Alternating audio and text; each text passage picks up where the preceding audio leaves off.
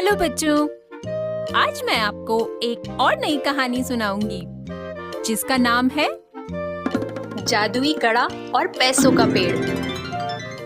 बहुत समय पहले किसी गांव में चमकू नाम का एक किसान रहता था। चमकू बहुत गरीब था। उसके पास सिर्फ एक गाय ही थी जिसका दूध बेचकर वह अपने घर का गुजारा करता था। एक बार चमकू की बीवी बीमार पड़ गई, लेकिन चमकू के पास उसके इलाज के लिए पैसे नहीं थे। इसलिए उसने फैसला किया, अपनी पत्नी के इलाज के लिए मुझे अपनी गाय बेचनी ही होगी। ये सोचकर चमकू अपनी गाय को लेकर बाजार की ओर चल पड़ता है। बाजार का रास्ता जंगल से होकर जाता था। रास्ते में उसे एक साधु दिखाई देते हैं।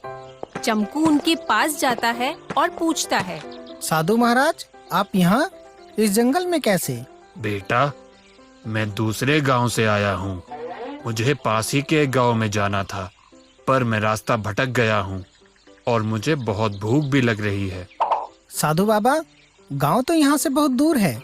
मैं अपनी गाय को बाजार बेचने जा रहा हूँ, लेकिन अगर आप चाहें तो मैं अभी आपको इसका दूध निकालकर पिला सकता हूँ। यह मेरा और मेरी गाय का सौभाग्य होगा। ठीक है बेटा। साधु के ऐसा कहते ही चमकू गाय का दूध निकालकर उनको देता है, जिससे उनकी भूख शांत हो जाती है। और वो चमकू से पूछते हैं, बेटा, तुम इस गाय को बाजार में बेचने क्यों जा रहे हो? बाबा, मेरी बीवी की तबीयत बहुत खराब है। उसके इलाज के लिए मेरे पास पैसे नहीं है। इसीलिए मैं इस गाय को बेचने जा रहा हूँ, जिससे मैं अपनी बीवी का इलाज करवा सकूँ।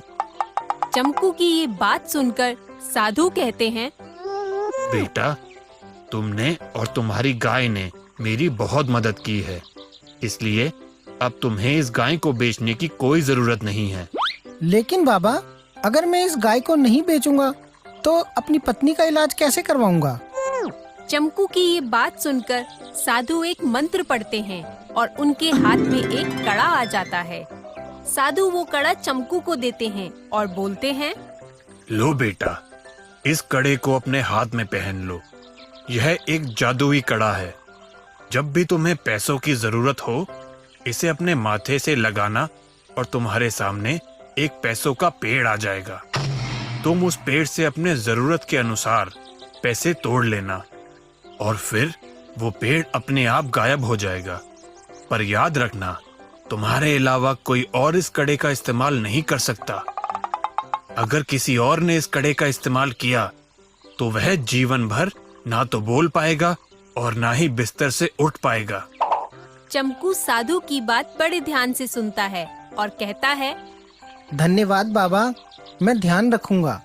आपने मेरी बहुत बड़ी परेशानी हल कर दी है। अब मैं अपनी पत्नी का इलाज अच्छे से करवा पाऊंगा। जाओ बेटा, तुम अपने गांव वापस जाओ। फिर चमकू अपनी गाय के साथ वापस अपने गांव लौट जाता है। उसे देखकर उसकी पत्नी उससे पूछती है, आप तो गाय को बेचने बाजार गए थे, तो फिर इतनी जल्दी कैसे लौट आए? अब हमें अपनी गाय बेचने की कोई जरूरत नहीं है। रास्ते में मुझे एक साधु बाबा मिले थे। उन्होंने मुझे एक जादुई कड़ा दिया है। जादुई कड़ा? रुको, मैं तुम्हें दिखाता हूँ। ऐसा कहकर चमकू उस कड़े को अपने माथे से लगाता है। तभी उसके सामने एक पैसों का पेड़ आ जाता है। पैसों के पेड़ को देखकर चमकू और उसकी बीवी बहुत खुश हो जाते हैं। मैं जल्दी से इस पेड़ से कुछ पैसे ले लेता हूँ और फिर हम तुम्हारे इलाज के लिए वैद्य के पास चलेंगे। चमकू उस पेड़ से पैसे ले लेता है और पेड़ गायब हो जाता है। ऐसे ही अब रोज चमकू अपनी जरूरत के हिसाब से पैसे लेने लगा। धीरे धीरे उसकी गरीबी खत्म हो जाती है और अब वो गांव में भी सभी जरूरतमंदों की मदद करने लगा। चमकू के पास इतने पैसे देखकर गांव के सभी लोग हैरान हो जाते हैं। आखिर चमकू के पास इतने पैसे आए कहाँ से?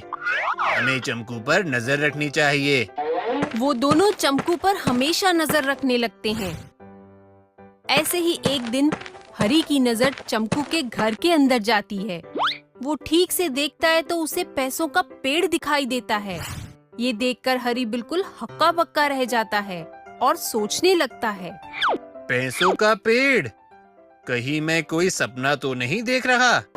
ये सोचकर वो अपनी आंखें मलता हुआ एक बार फिर घर के अंदर उस पेड़ को देखता है और सोचता है, अच्छा, तो चमकू के पास ये जादुई पैसों का पेड़ है। इसी पेड़ की वजह से वो इतना धनवान बन गया है। मुझे ये बात अभी रामू को बतानी होगी। हरी जल्दी से रामू के पास जाता है और उसे सारी बात बताता है। ये सुनते ही रामू के मन में लालच आ जाता है। वो हरी से बोलता है, हरी, रात को जब सब सो जाएंगे तब हम दोनों चमकू के घर में घुसकर उस पेड़ के सारे पैसे चुरा लेंगे। तुम ठीक कह रहे हो रामू, हम आज रात को ही उस पेड़ के सारे पैसे चुरा लेंगे। रात होते ही रामू और हरी पेड़ के सभी पैसे चुराने के इरादे से चमकू के घर जाते हैं, पर उन्हें वो पेड़ कहीं नहीं दिखता। रामू गुस्से में हरी को अपने साथ लेकर चमकू के घर से बाहर आता है और गुस्से में हरी से कहता है, हरी, वहाँ तो कोई पैसों का पेड़ है ही नहीं। तुमने मुझे पागल बनाया। नहीं दोस्त, मैं तुम्हें पागल नहीं बना रहा था। मैंने सच में चमकू को पैसों के पेड़ से पैसे तोड़ते हुए देखा था। हरी रामू की बातों पर भरोसा नहीं करता और वहाँ से चला जाता है, लेकिन हरी उस पैसों के पेड़ को नहीं भूल पाता। मैंने चमकू के घर पैसों का पेड़ देखा तो था, लेकिन बाद में वो पेड़ कहाँ गायब हो गया। ये सोचते हुए हरी वहाँ से चला जाता है, लेकिन अगले ही दिन वो फिर से चमकू के घर के बाहर पहुँच जाता है और उसके घर के अंदर झांकने लगता है।